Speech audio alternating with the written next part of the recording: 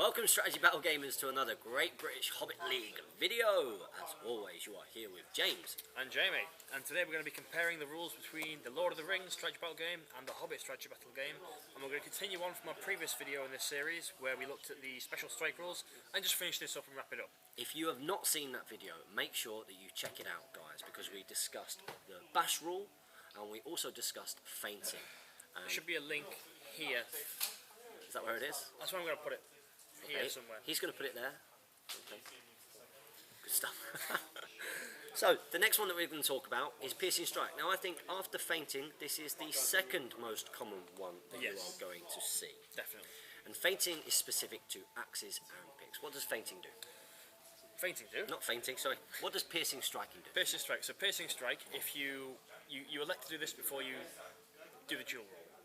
Reason being that if you win the fight, your strength goes up by D3.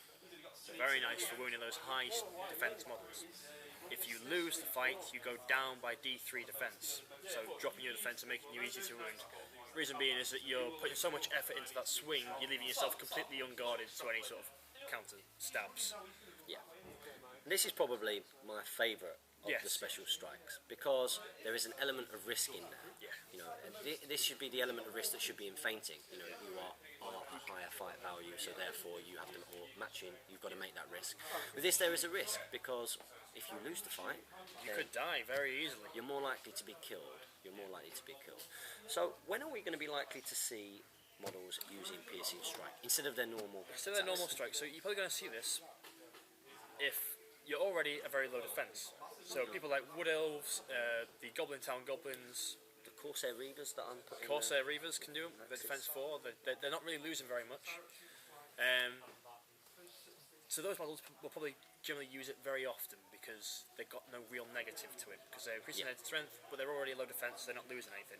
Hobbits can do it as well. Yeah, it's horrific when Hobbits do it because it's embarrassing. Yeah, I think Mark Boland, 99 from Warrington, I believe that he did that when he brought a like 70 model Hobbit army to me and was piercing striking with their axes, and all of a sudden it was just crazy. It's just like, oh, your Hobbits will kill me. Yeah, but stuff you're going to see this against is things with high defense. So the trolls, the eagles, ents, fell beast, ring wraiths, heroes, they're going to be seeing piercing strike put against them quite a lot. Stuff that's likely to kill you regardless, you might as well for the higher chance of wounding. Typically you want to do it when you've also trapped a model so that you get the double strikes at the higher strength. Yeah. And you've got more attacks to help you win the fight and negate that minus D3 defense. Yeah.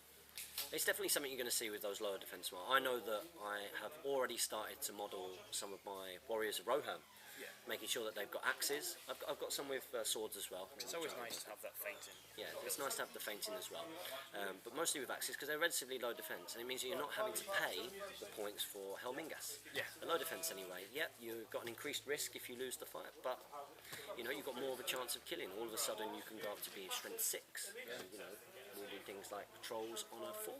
4s or 5s, yeah. Which is fantastic. Another area where I personally have used this, and I'm not sure if this is sneaky,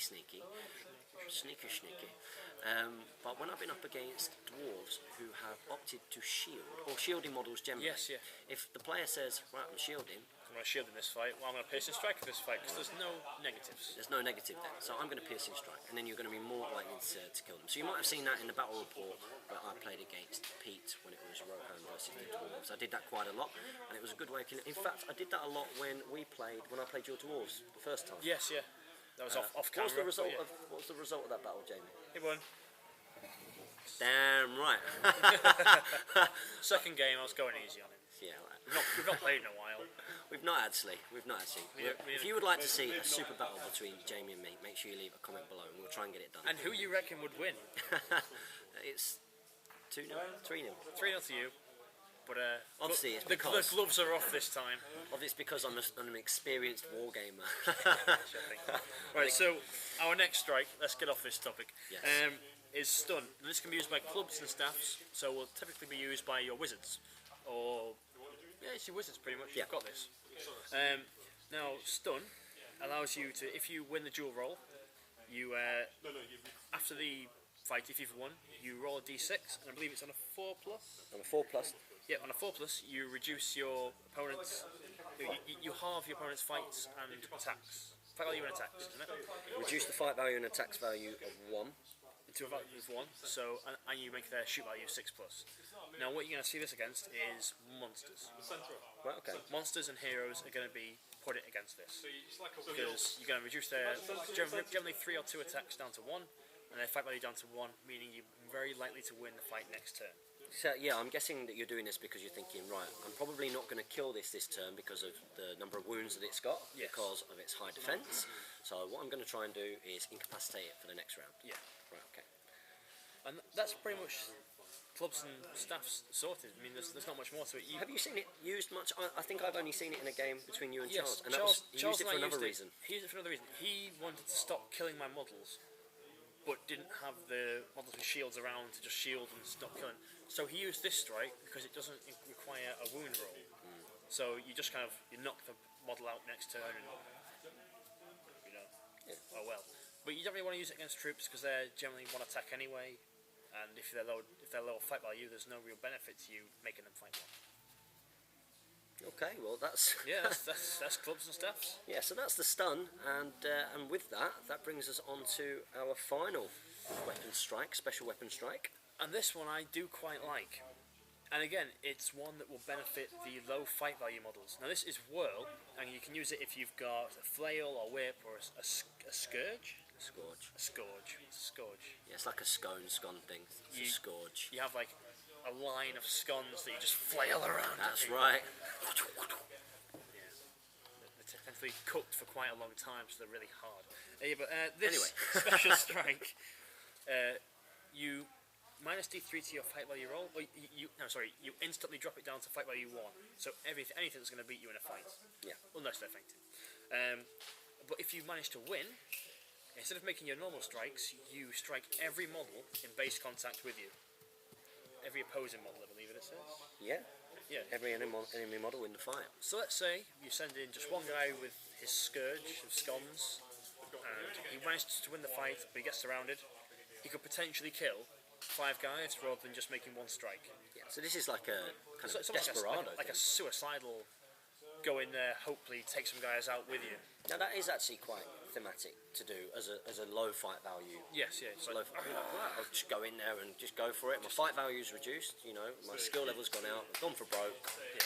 But if you win, there's a little bit of a bonus there. big payoff if you win. Yeah, I've never come across this before, but you've seen it used quite effectively. Yes, I've seen it used. Well, firstly, it's best used with a shade in the force, so that if you do roll a 6 with your 1 dice, or however many dice you have, you're going to win the fight. I've got Against regular. I've got a shade as well. I've got your shade. Yeah, cool James. James the Shade. James the Shade. Yeah, I've seen it I'm used. always with him in spirit. I've seen this used by Gundabad Black Shields. My friend James, different James, converted them up to have a flail, and he would run them in within range of the shade against, say, 2 models at the front rank, and use their flail because they fight 2, so they drop into fight 1's no major loss. If they roll that 6 to win, they're going to win. You support them to help you win the fight some more, but with their strength 4, they're hitting both those front models, which they would never normally be able to do. Yeah. So you can potentially rip some gaps in the line very reliably if you do manage to win with the shade there. As a whirl or a flail or a scourge would do. Yeah, you're just hitting them back, ripping open the line. So it is actually, again, it makes quite sense. thematic, yeah. It actually really makes sense. So I think that's another one that's got a bit of a thumbs up from me. Yeah. So what I think that we should do before we close off on Special Strike is actually give them a little bit of a review. You know, give them a thumbs up and a thumbs down. Okay, so let's see if we match on what we think about them. So should we do it like Emperor style? Right. Okay. So we'll start off with Bash on 3, 2, 1. Oh! No This is like Mr. and Mrs. He's like, we're spending too much time together. Okay, so next up we're gonna go with Feints. Ready? 3, 2, 1. Yeah, Feint's good. Feint's really good. It does need A bit of a tweak. Perhaps, it needs a tweak. You have to, I think, if you're matching fight value or of a higher fight value, because it says We've discussed it, man. We've discussed it. swords are We're low on battery. We need to move in on. the hands of a trained fighter. Yeah, not so a it just goblin. needs a tweak, but it is a good thing to do, and you're going to see a lot of it on the circuit. So give it a go, good one. Cool. Okay, piercing strike. 3, 2, 1. Bing! Definitely. My favourite. Big thumbs up, yeah. My favourite. Stun. Still, 3, ready? 2, 1. Oh. To be fair, I've never come across it, so I think if you've got the models to do it, say if you convert a model to have a staff, and you do throw it in against a troll, and you do manage to roll that 4+, you've taken out that troll, it's got its moments. I'd rather use them as just a regular strike and have it ready for just yeah, taking it's out a very situational Yeah. thing. But I mean, it's good to have that level. I don't think you're going to see people suddenly put in staffs. You're going to all see across their army, you're yeah. going to see loads of Donatellos. See loads. Just knock out every enemy model, like, yeah, we did loads of damage then. And the final one, Well, now I've got no experience of this, but based on what Jamie says, 3, 2, 1, bing. yeah. Okay, so like overall, it. I think we're both in agreement. The special strikes are definitely a good thing. Now, this is controversial because I see on the forums all the time players Slating. they slate. Piercing strike, oh, it's overpowered. Oh, it's broken the game. It's not. It's not. It's really interesting. It adds another level of tactical depth. I know a lot of people who have maybe moved on slowly from Lord of the Rings to The Hobbit have said that they're still not including special strikes. They think that it slows the game down. Well, It really doesn't. Once you get it, it doesn't. and you're only doing 1 or 2 per turn, it doesn't take very long. Give it a go, guys. Give it a trial run. Give it a good trial run, and tell us what you think as well. We want to hear what your experiences of Special Strike are. Which What ones? your potential tweaks are.